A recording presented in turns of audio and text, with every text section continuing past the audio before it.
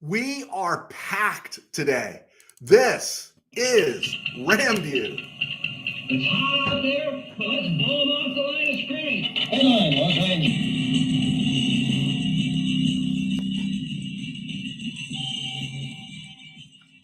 Live from the Ram Cave, I'm Joe Terosian, and this is RamView, the October 13th, 2023 edition, brought to you by Kistler Law Firm. Injured in an auto accident? Need help? Got questions? Call Kistler Law at 661-206-6990. That's Kistler Law at 661-206-6990. And check out KistlerLawFirm.com. That's Kistler Law Firm, one word, .com.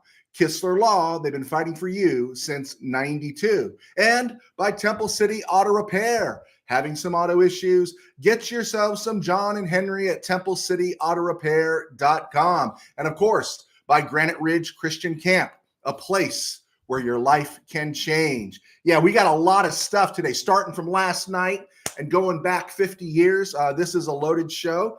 So if there's a point today where you have to vamoose, a point where it's like, dang, Joe, the show's going a little long, I'm going to try to keep it tight. I'm going to try to keep it in that long format, 35 to 40 minute range. But if I start to drift and go a little too long, you're okay to leave, but you got to come back and catch the rest of the show. And this will be uploaded, of course, on Spotify to cover you from a drive from Burbank to Boston if you want to. Okay, opening, let's talk about last night. Chiefs beat the Broncos. What was that, 19-8? I'll never say Russell Wilson wasn't a great quarterback because he was a great quarterback. He really was. He was a great quarterback, and everyone's jumping off the ship now. But now he looks lost and he looks washed. We were talking about this in the off season of 2021. We were talking about this, and I still remember people saying, "Oh, you're crazy. Russ isn't washed. Russ isn't washed." We saw him as Ram fans. We know what washed looks like, right? And I'll say this. Even the whole time Russell Wilson was in Seattle, the backup quarterback in Frisco always scared me more than Russell Wilson. Not that Russell Wilson wasn't great. He was. He was a splash player, at least against the Rams. He made those unbelievable throws, made some unbelievable plays. But as a Ram fan, he never scared me. Just never did. And I think he's been exposed in Denver, and it's a shame, but he was the reason the Broncos lost last night. That horrible Bronco defense going up against what I know people are going to say is a mediocre, is a mediocre Chiefs offense. That Chiefs offense does not look dynamic at all. It looks like Pat, bail us out. And, oh, yeah, by the way, here, just toss it to Travis if you don't know what else to do. And they're cruising for a bruising. Finishing up with the Broncos, though, if they want to get out of the Russell Wilson business, here's the problem, okay? They're stuck in one sense.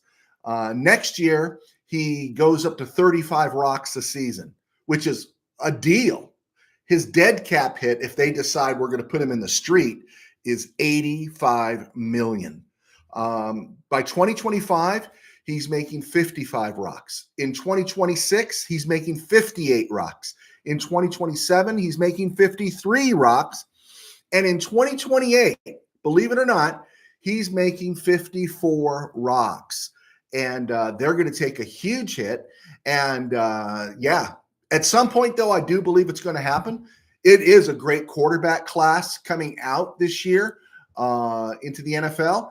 And almost legendary by some standards. I get it. And they have a high pick in their pocket.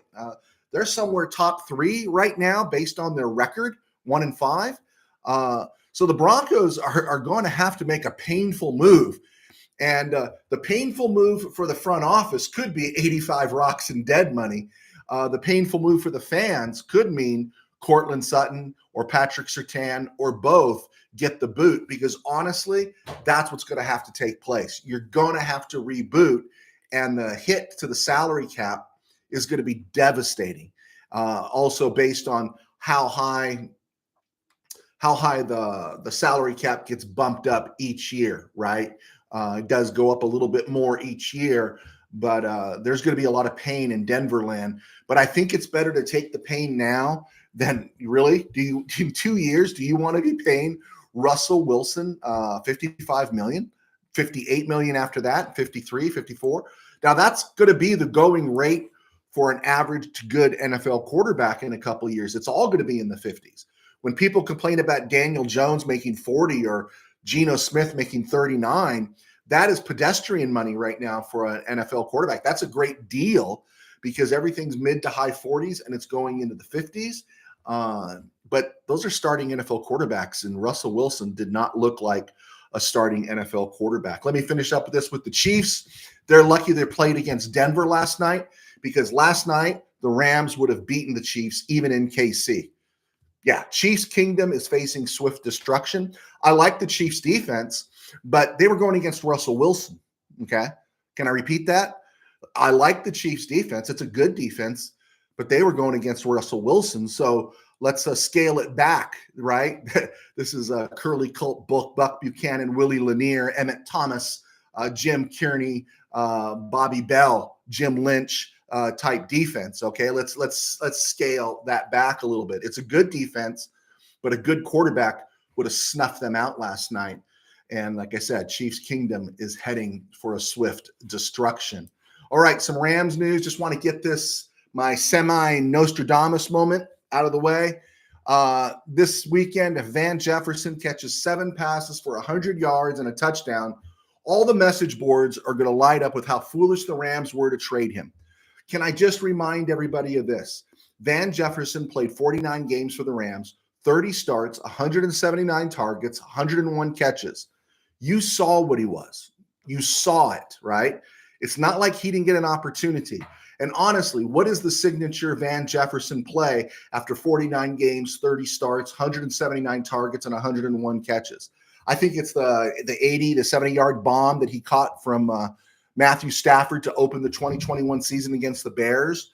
Not much pressure there, and you've seen it. So when he maybe comes to life in Atlanta, let's remember what you saw. And it's not like the Rams got out of the Van Jefferson business too soon. Another point here I wanted to remind everybody of: trade deadline is October 31st. We talked about this on Wednesday. The Rams on Sunday get the Cardinals. On the 22nd, they get the Steelers. And on the 29th, they go to Dallas. Very winnable games. All those games are winnable. They should, at the very minimum, go 1-2. They could be 2-1, and with a little favor their way, they could be 3-0 because Dallas is starting to burn. The Steelers, unless TJ Watt goes off, right, and Highsmith score a couple of touchdowns or make a couple of plays, the Steelers can't beat anybody. And of course, the Rams should beat the Cardinals or somebody should be fired. But, that's all optimism. The flip side of optimism is if the Rams somehow lose all 3. It's a young team. Stafford could go down. Stuff happens. And my question for the fan base is, if the Rams lose all 3, we're obviously not buyers. We are sellers. And I'm curious to know, does anyone go on the block if the Rams start the season, go these next 3 weeks 0-3 and really derail their season? I don't think it's going to happen, but I am curious to see who'd be on the block. Regarding trades, I will say this: Joe Noteboom should not be traded. The Rams currently have about 6 rocks in cap space left for this season. That's plenty for right now. And going into 2024, they have 56. That's with Noteboom's salary included. Granted, it's a high salary for a guy that's projecting to be a non-starter the rest of the season, but we don't know if he's going to be a non-starter for the rest of the season because he brings incredible depth. We don't know. We like to think Alaric Jackson's not going to get hurt. If he's not hurt, he's the starting left tackle. We like to think Kevin Dotson's not going to get hurt, but we don't know. Right now, he's the starting right guard. Avila's the starting left guard. Noteboom can plug in to all of those places, and I guarantee you, if something happens to Rob Havenstein, it's going to be Noteboom that gets the call before Warren McClendon, right? Or Logan Bruss gets the call to come up, or AJ Akuri. So why would you think about that? Noteboom's salary is high, but he's not killing us right now. If he's competent, if he's healthy, and what I mean is competent on the field, if he's competent and if he's healthy, he's an asset this season. And he becomes a very valuable chip to work with off season. His contract's already been restructured. It is a little bit of money, but don't you think the Jets would love to have Joe Noteboom right now? Right? Don't you think a couple of these teams would love to have Joe Noteboom? And no, I'd hold on to him. Rams go 0-3 the next 3 weeks. Maybe. But my thing is I want to get Stafford through this season to get to next year. But I'm not ready to sell this year. And I think the Rams do have a shot to win their next 3 games, or at the very minimum, go 2-1. Fourth point regarding trade deadline. I like the trade ESPN's Bill Barnwell floated this week about the Rams trading Troy Reeder for Rashad Penny. It seems ridiculous, but I covered Penny in high school. When he was at Norwalk to the layperson, but we called it Norwalk, you knew he was going to the NFL. He was special. He was off the charts. He tilted the field. And so I'm all for bringing Rashad Penny home from the Eagles. And because there are still 12 games left in a long season, another ball carrier could really help this team. I like Ronnie Rivers, but we do need some depth there. It's obvious Zach Evans, who was going to be the steal of the draft, has produced no confidence in the coaching staff as we are 5 games in, and he is yet to take a snap this year. So my question is, do you really think the Eagles are going to want Troy Reeder? The entire NFL that's not made up of coaching alumni from the Rams have all passed on Troy Reeder, right? Brandon Staley had Troy Reeder, former DC. Kevin O'Connell, former Rams assistant in Minnesota, had a little stab at Troy Reeder, but nobody else has given Troy Reeder a shot, right? So saying that they're going to give us Rashad Penny for Troy Reeder is the equivalent of offering discounts from a taco truck to Philly, right? If they want it, great. Let's give them Troy Reeder. You could say Troy Reeder has starting experience. You could say he's a special teamer. He's good, right? If that's the deal that can be made for Rashad Penny to come back here, even though he's not our most critical need, I'd have made that deal 5 minutes ago. At some point, 12 games left to play, Kyrie Williams get a little more dinged. He has been dinged this year with his hip. He's still playing very well, but it would be nice to add depth if that depth is only going to cost us Troy Reeder. You lose Troy Reeder, you could always go out and sign Kenny Young or Mike Kaiser, right? Micah Kaiser. Some things to notice going into week 5 or 6. Darian Kendrick, I thought was interesting for all the complaining and everyone focusing their attention on Darian Kendrick. He's actually playing better than Kobe Durant right now.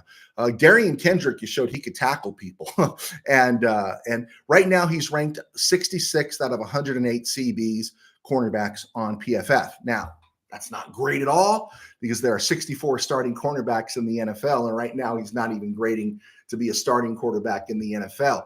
But you've seen this kid. This kid competes. McVay likes him. McVay talks about him competing. But I just wanted to get that out there. Darian Kendrick is not the worst corner in the league. Also, again, I will go. I'm not going to say I'm going to go to my grave, but I will yell all day. That pass interference call at the end of the first half should not be laid at Darian Kendrick's doorstep. Put it on the stripe. Players to keep an eye on this week. I think Duke Shelley is someone to keep an eye on. He got snaps this last week where THT, Travius Hodges-Tomlinson did not, which was surprising. But Shelley does have experience, and he played a lot of slot corner with the Bears in 2020 and 2021. And so he's got experience there. Unlike anybody else on this Ram roster, Witherspoon and Kendrick are not slot corners. So if Kobe Durant needs some help, or maybe Kobe Durant needs a playoff to get his eyes on the field and see what he needs to do, Duke Shelley might be that guy. It was interesting, though, how hard is it to play slot corner? Last year was Duke Shelley's best coverage year in the league, but he played it almost exclusively on the boundary, the wide corner for the Minnesota Vikings. So it'll be interesting to see, has the Rams already seem to have some trust in him that he came in at a critical time in the Philly game. Another guy to keep an eye on is Oshwan Mathis, 10 snaps last week. I'm curious to see if he gets more, and I'm going to explain why that's interesting. I know it's we want to see him get more, but with Bobby Brown out, a couple of things you see. Ernest Brown IV is already on the roster. You can see him getting more time. Laurel Murchison has a tender knee. DeJuan Johnson has a bad thumb. And so it'll be curious to see if Ernest Brown IV picks up more reps. And of course, Kobe Turner, Jonah Williams will be picking up the slack.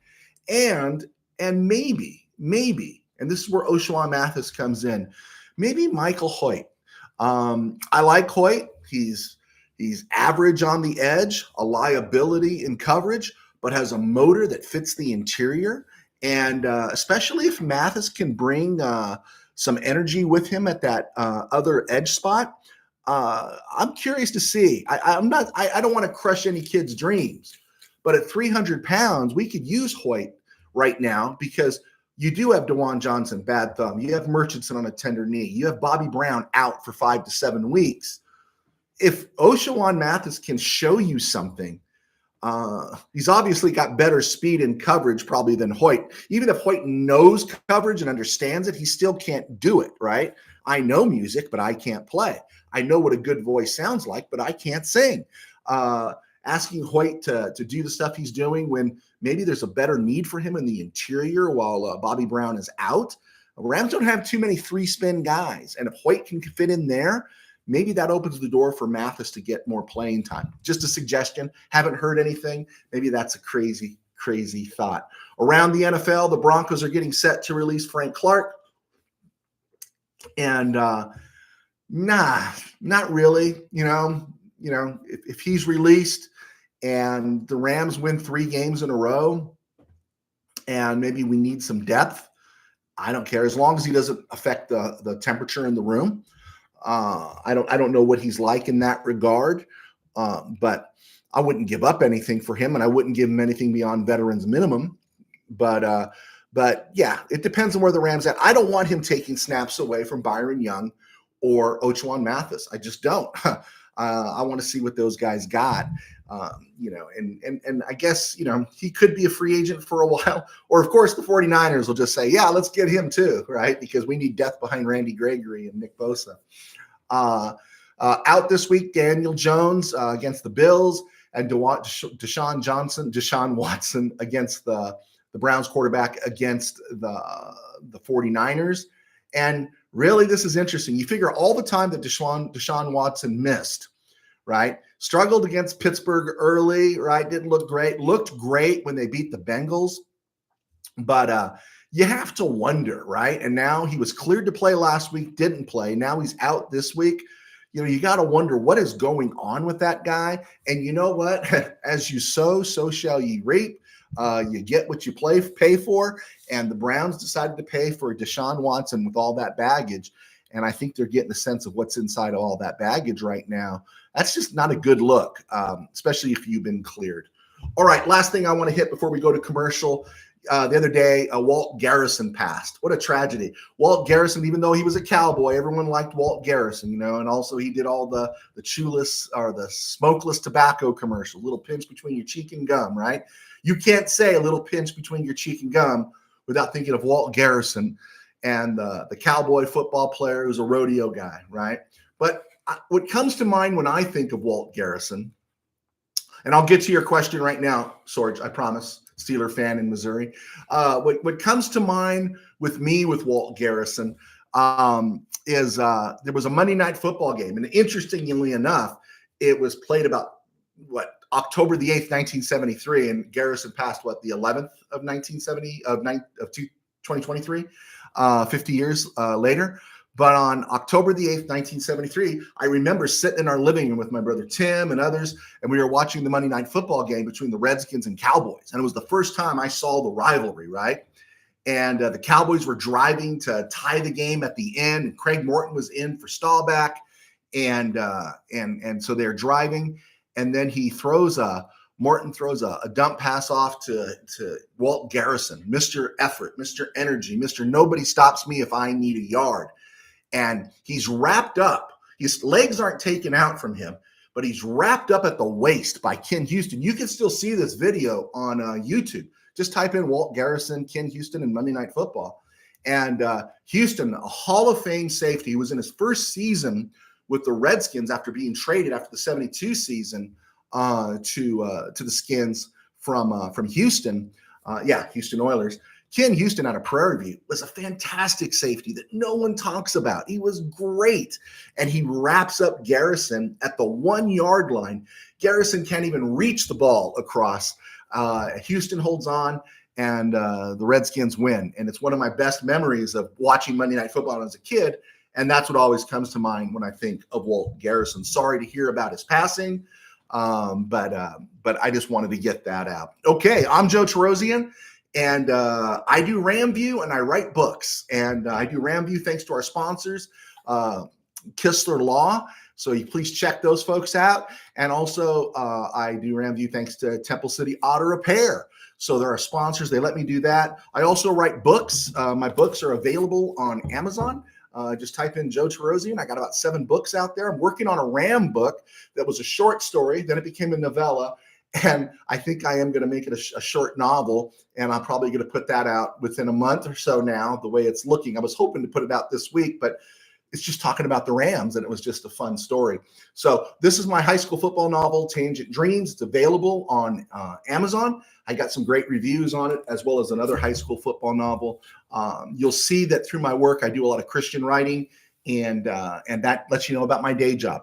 My sponsors, RamView, writing the books, allow me to do my day job, which is I pastor a very small church in Burbank Faith Nazarene. And you could see us right here on YouTube at Burbank Faith Virtual, as well as our website, burbankfaithvirtual.com, and our group page on Facebook, Burbank Faith Virtual, and all places around social media. So just wanted to make you aware of that. I am grateful that I get to do this. I love talking sports. I was a sports writer for 21 years. Still am, kind of. I was one of the founding members at Mid-Valley Sports with Tim and Dwayne, and those guys are still in the room at midvalleysports.com covering the Los Angeles Chargers. All right. Steeler fan Rob in Missouri says, the media ignores our second half. We played all 3 phases of the game. Don't count our offense out yet. Yeah. You were off the bandwagon, Mr. Steeler fan Rob. You were all, oh, woe is me. You're throwing up your Jeremiahs. It was all the end of the world. And I was the one that took the Steelers last week over the Ravens. Not you, Steeler fan Rob in Missouri. Okay. Injury report, pretty much the same for the Rams. And when players are listed as questionable, it's very, very likely they're going to play. And those that are listed as questionable are Noteboom, Murchison, and Laurel Murchison and Ernest Jones. They are all under the questionable category. And so I'm guessing very much they're going to play. I believe Noteboom will be in uniform, but I don't see him as a starter. I see him coming in if somebody goes down. Looking at college football, we talked about the games this week. Oregon, Washington, huge game. National title implications going down the road. Playoffs, that plays in. Pac-12 title for whatever that means now. And a Heisman consideration as Bo Nix has climbed the ladder. And Michael Penix, of course, the slinging southpaw. That's going to be a really good game. And then there's USC Notre Dame in foul weather and likely the old Irish trick of tall grass. And I don't hate the Irish for it, but I'm not a Charlie Weiss fan. We covered a guy named Desmond Reed out here in the SGV, and he went to USC. Desmond Reed was a star player at Temple City High School, and he was the guy right behind Reggie Bush and Lindale White. He was the third guy. In fact, when you saw Desmond Reed come into the game, you knew it was a passing down because Desmond Reed was the best blocking back on that roster, and he was returning kicks for that team, and it looked like what was it going to be? 2005, 2006 was going to be his season. And instead he tears ACL, MCL because his feet get caught in the grass and because that grass was too tall. And that was in the Bush Push USC Notre Dame game in 2005. So yeah, I can see the grass being tall, the grass being wet. And USC has a remedy for this. Everyone says, yeah, Notre Dame's going to pound the ball. USC has a remedy for this. Can someone get the note to Lincoln Riley, Marshawn Lloyd? Can you stop horsing around with everybody else? Turn it back into tailback you for a week or two and let Marshawn Lloyd do something for this team to get them over the hump. because if you think you're going to go into Notre Dame, this is Notre Dame's season. This is Notre Dame's season right now. They've already lost 2 games. They ain't going to the playoffs. So they salvage their season. By upsetting USC's apple cart. So somebody get a note to Lincoln Riley on that, and please on that. Miami, North Carolina should be interesting. I want to see how Cristobal recovers. I want to see if Drake May can kind of get on track this year. And a lesser game in some eyes, but key, is UCLA going to Corvallis to play the Beavers. Want to watch that one. Okay, Cardinals at the Rams this week. Looking forward to that. Rams lead this series all time, 48-40-2. Rams are 2-0 against the Cardinals in the playoffs. We know they had a pretty good draft there in Arizona. Paris Johnson Jr., B.J. Ojulari, Garrett Williams, the corner from Syracuse, but he's still recovering. He's not getting much playing time. Michael Wilson, the wide receiver from Stanford, that has stood out a little bit. People liked him. He's starting. John Gaines, UCLA, and, of course, Clayton Tune from Houston. Houston had an interesting win the other night. I predicted the Cardinals to start the season 0-5. They lost to the Texans, Giants, 49ers, and Bengals, but they did upset the Cowboys, so they remain in my cool book. And they come into this game without Budda Baker, Jalen Thompson, James Conner, or Kyler Murray. Not that Kyler Murray was anyone to be afraid of. They're still running Zach Ertz, Hollywood Brown, who is listed as questionable but will likely play.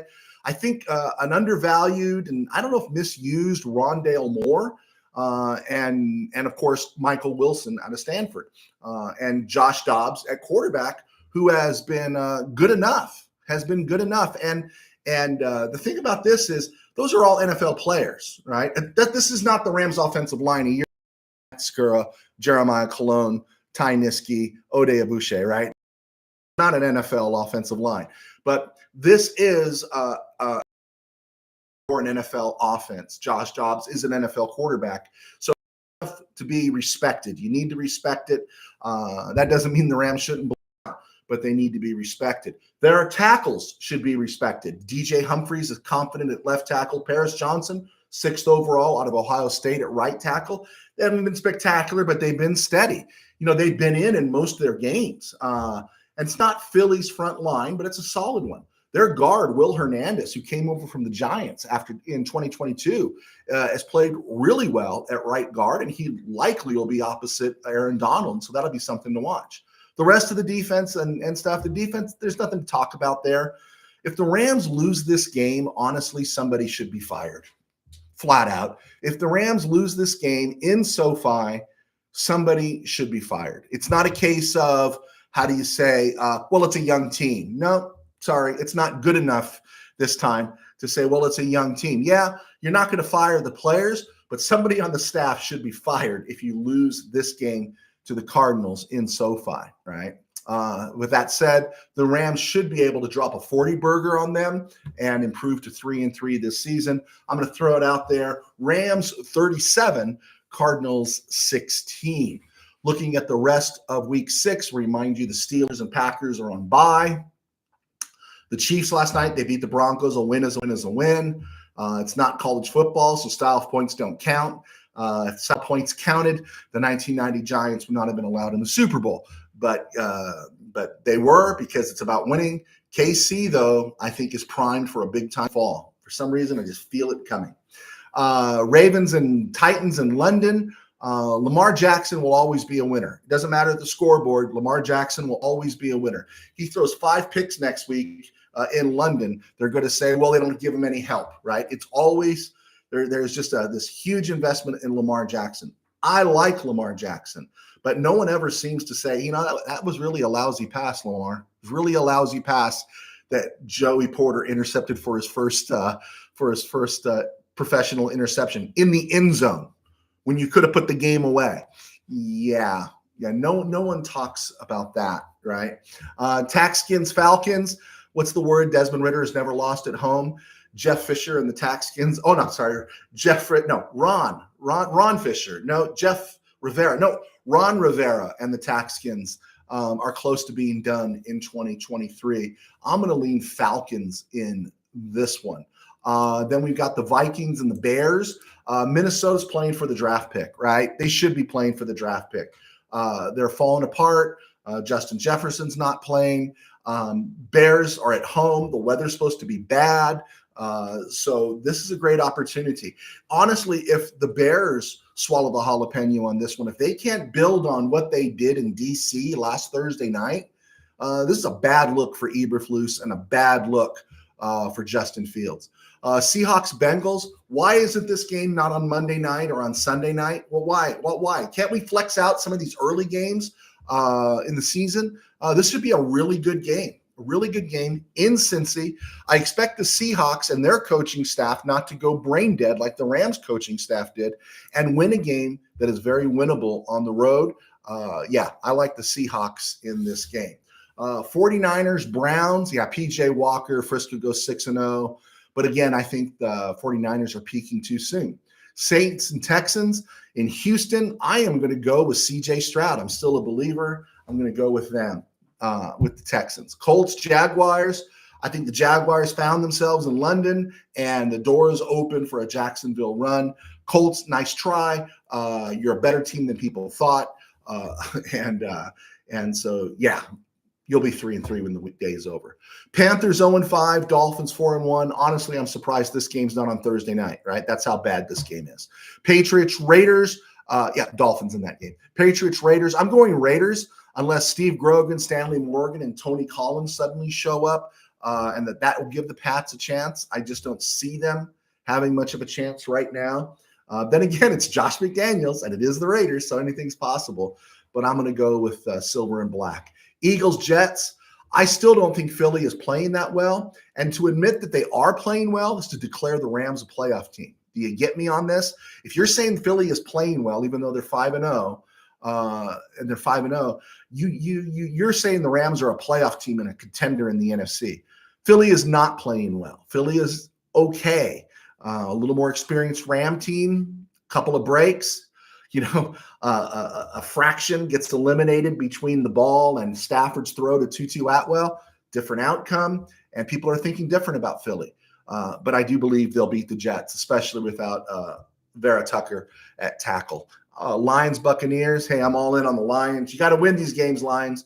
You got to win these games. And the Rams, just a smash and grab. Giants, Bills. Again, can't we just flex out of this game? Just flex out of this game. It's just an awful game, right? Cowboys, Chargers. Should be interesting. I am interested in this game. I was invited to work the booth at this game. Believe it or not, I was going to go to SoFi, but I had other commitments.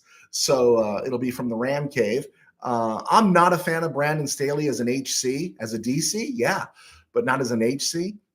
Dallas has half the team on their injury report, and the Bolts need to exploit this. Someone on this team needs to get angry and do it in spite of the coach, right? Someone just needs to chill that dude out and say, no, we're not running this play, coach. Herbert, with all the dough you're being paid, Justin Herbert, you're actually got more say in this organization than Brandon Staley does. If you don't like the call, just say, we're not running that play, and you change the play. You're Justin Herbert, right? You're the $50 million man that everyone is invested in.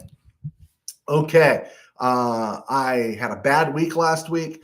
I went 9-7, 10-6, 10-6, 13-3 in my picks. Last week, I fell to 8-6. I'm still above 500. I haven't been below 500, and I'm 1-0 already because I took the Chiefs last night. Okay, here's the fun stuff. On this date in 2009, sad news is Cullen Bryant, a legendary Ram from the 70s, passed away at the age of 58. Bryant was a second-round, 31st pick overall in 1973 out of Colorado as a defensive back. The Rams later, after the 73 season, converted him to running back, fullback running back. He played at 6'1", 234. That's what he's listed as. I wonder if he was bigger. The dude was big. Bryant, his draft pick that pulled him in, was a product of the Deacon Jones trade that netted the Rams Jim Bertelsen in 1972 with the 30th overall, and the Rams also got the 31st overall in 1973. Of course, in 2023 dollars, those guys would be first round draft picks. So it was a heck of a move by the Rams. Bryant played for the Rams from 73 through 82, although that was one game. Malavasi and John Shaw and all them decided they wanted him out of the room. They tried to cut him, and they got rid of him, played one game in 82, and he was cut loose. He actually came back and played for the team one game in the strike-shortened season in 87. He was actually part of the strike team, had a carry for 2 yards. In 1983 and 84, he was reunited in Seattle with Chuck Knox and played in playoff games, started a few games for them as well. And this was the interesting part about Cullen Bryant. 73, 74, he was with the Rams. And then when the Rams signed free agent Ron Jessie, this was the Rozelle rule. Rozelle declared that Bryant had to go from the Rams to the Lions because the Rams signed Ron Jessie. There was no free agency in those days. But I read about this in the Associated Press, and there's a New York Times article on this. At the request of Carol Rosenblum, Bryant went to court to challenge this transfer to the Lions under the Rozelle rule. And so, as it turned out, the judge ruled in Bryant's favor. The NFL backed off, and instead, the Rams sent a number 1 draft pick to the Lions for Ron Jessie. Worth it. I like Ron Jessie, but wait, there's more, and we'll get to it. In his career at the Rams, Bryant had over 800 carries, over 3,000 yards rushing, 142 receptions, saw a lot of action when a lot of folks went down in 1975. He rushed for 475 yards that year, but didn't become a full-time starter from 78. And that's what he was from 78 through 81 in successive years: 658 yards, 619 yards, 807 yards, 436 yards, playing with the likes of, Elvis Peacock in 80 a little bit because Wendell Tyler was out, and Wendell Tyler having 1,000-yard seasons in 79 and 81. And Wendell Tyler was still the back in 82, had a great year, but that was at the end of Bryant's run. Bryant appeared in 14 playoff games for the Rams, 5 more with the Seahawks. He went to the Super Bowl in Super Bowl 14. He was in 5 NFC title games, 1 AFC title game. And after starting again his career as a defensive back, he moved to running back. And it was an interesting moment. He had 3 kickoff returns for touchdowns for the Rams. That was pretty impressive. But what I remember most about Cullen Bryant is that he was the standout at the very first Rams game I ever went to. In 1974, I believe it was actually August 9th, August 10th, August 8th, someplace in there. They used to play the Times charity game at the Coliseum, preseason game. That's when there were 6 preseason games. And the Rams were playing the Cowboys, and it was a 6-6 game. And I don't know who the Cowboy quarterback was. Maybe it was Clint Longley. I don't think it was Stahlback. Maybe it was Morton. He hadn't been traded yet to the Giants. They threw a dump pass to a running back named Les Strayhorn. And I always remembered this guy's name. He didn't have much of an NFL career, but he broke a tackle against, all these 15th and 16th and 17th round draft picks. And he broke down the sideline I was in the closed end. And so he was coming towards us from the south side, the press box side. And he's racing down the sideline, and everybody's missing him. And then just as he's about to score, he is tackled, pushed out of bounds by Cullen Bryant. And Bryant was on the completely other side of the field, the other side of the field. And later you'd see on film, because they would show the Rams games on delay, and we saw it that night, you would see Bryant race. He raced from the other hash on the other side of the field all the way down, crossed, and ran down Les Strayhorn. And I think it was within a week he was moved to running back. And that's always my memory of Cullen Bryant. Of course, Cowboys won the game 13-6, but I remember Cullen Bryant for that. So what does that have to do with the price of lettuce? Nothing. I just think we should remember Cullen Bryant on this day in 2009 when he passed away. But also on this day, October 13th, in 1974, the Rams lost to the Green Bay Packers 17-6. And they lost 17-6 in Green Bay. John Staggers had a 68-yard punt return. Staggers was a fair receiver who had no one to throw him the ball. And then, of course, John Brockington ran for 89 yards, and he scored a touchdown. This was what was interesting, is the John Hadl, this was John Hadl's last game for the Rams. He went 6 for 16, 59 yards, threw 2 picks. James Harris replaced him, went 3 for 12. He threw 2 picks. All in all, the Rams had 5 turnovers, and Colts linebacker Ted Hendricks had 3, not Colts linebacker. He broke in with the Colts, won a Super Bowl with the Colts. He was already traded to the Green Bay Packers. He had 3 interceptions for the Packers. And this was, again, John Hadl's last game. Ted Hendricks picked off 3 passes. Jerry Taggy, the Nebraska quarterback, he went 2 for 9. And it was a brutal game to watch as you just see the Packers taking over, running the ball, smashing the ball, Rams making mistake after mistake. It was rainy. It was about 40 degrees. It was muddy. It was a cool football game. Just didn't want to see your team lose. I still remember this. I'm 10 years old. And then 9 days later, here's the interesting part. 9 days later, the Rams traded John Hadl to the Packers for a slew of picks. 2 number 1s, 2 number 2s, and a third from 75 through 76. This trade netted the Rams Pat Thomas, Mike Fanning, and Monty Jackson. Now, the interesting about Monty Jackson is the Monty Jackson pick that the Rams got to draft him was originally belonged to the Colts. I'm sorry, yeah, it's what the Packers received from the Colts when they had to end up doing a deal to acquire Ted Hendricks. So that's what the Rams ended up with.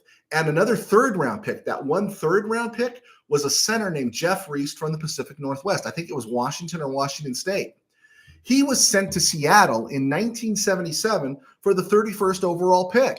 You know who that was? That was Nolan Cromwell. So the gain from the John Hadl trade, 9 days after going 6 for 16 for 59 yards and 2 picks, the trade that was sent to the same team that he did that against, netted the Rams Pat Thomas, Mike Fanning, Monty Jackson, and in the end, Nolan Cromwell. Nolan Cromwell. And wait, there's more.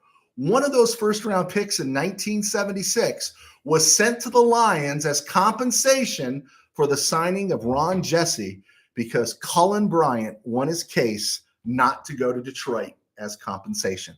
Tell me that's not cool. Tell me that's not the most interesting thing you've ever heard. I can go all day on that stuff. Is that who made that deal? Do you know who made that deal? Who made that deal? This is a guy named Don Klosterman.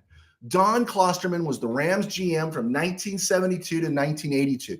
People ask me, I always put a hashtag RamView, hashtag RamCave, hashtag Klosterman, HOF, because Don Klosterman needs to be in the Hall of Fame, right?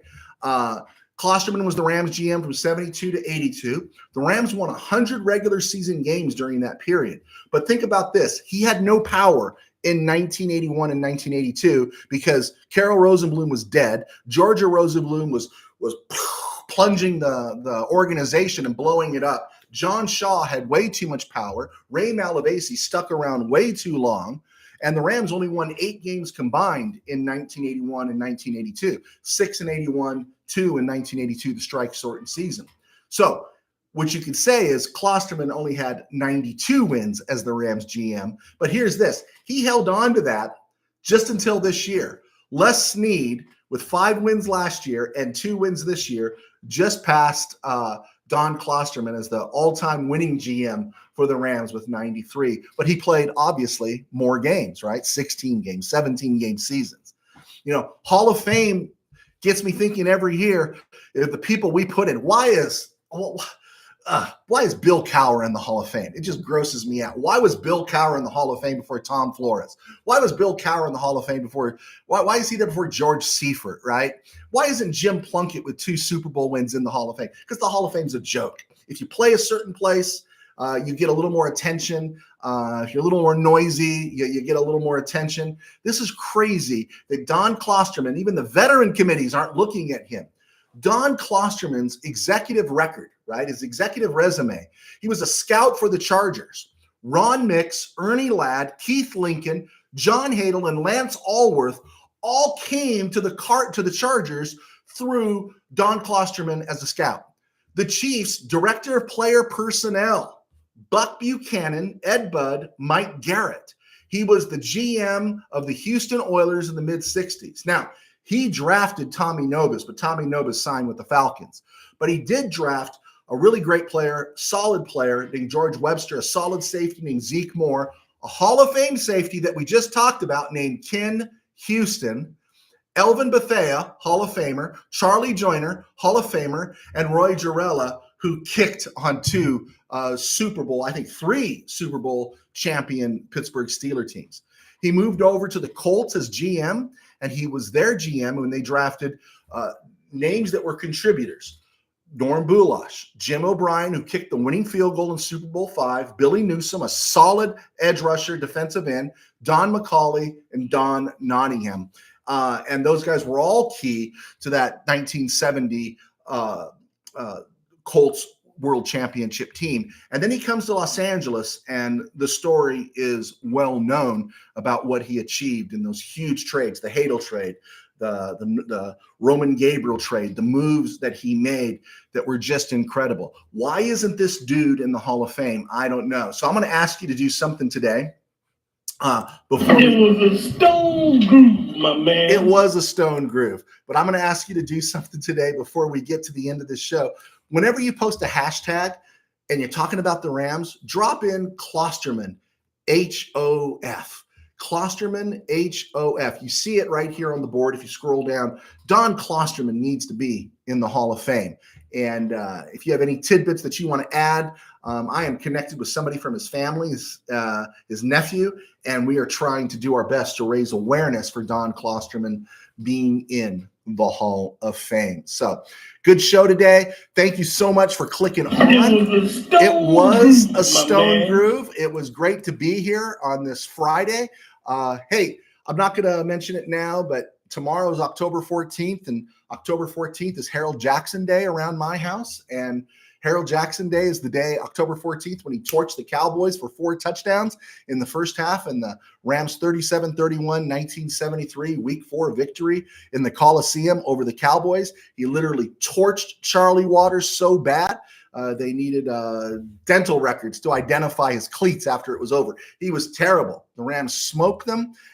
They did mount a comeback in the second half, and a stud named Al Clark, which you would call maybe the Rams nickelback at that time, Al Clark intercepted Roger Staubach to preserve that win. We listened to that game on the radio in the back room with Dick Enberg and Dodger legend Don Drysdale commentating as the color commentator. And our whole lives, for my whole life, I was a Ram fan forever, because honestly, outside of the year that has been so improbable, the impossible has happened. Maybe the greatest sports call I've ever heard is Dick Enberg saying, play action fake to Bertelsen. Hadl is going long to Jackson. He has it. Harold has it at the 10, and he will dance in for the score. He said that 4 times, and we jumped up in our room listening to Dick Enberg. So wanted to get that in, celebrate October 14th as Harold Jackson Day. How about those Dodgers, right? Yeah, how about those Dodgers? I'm thrilled. You know, you denied us Scully his last 2 years. You signed that difficult deal, that awful deal with Time Warner. You didn't care about the fans. Dodger fans, they don't care about you. They have those premium raises on all the prices. They do not care about you. So fine, you know. Let them go weep or seek the prayers of the Sisters of Perpetual Indulgence, okay? I could care less. I find myself looking at this playoff now, maybe the Rangers, maybe Houston, just to stick a little more into Dodger fans. But I'm just going to enjoy the baseball season.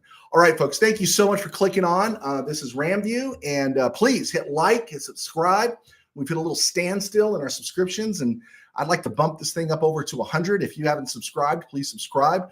Leave comments. I promise I will answer. And if you have any questions, throw them at me, because we love talking Ram football, past, present, and going into the future. Okay, folks, we will talk to you very, very soon. God bless. Go Rams.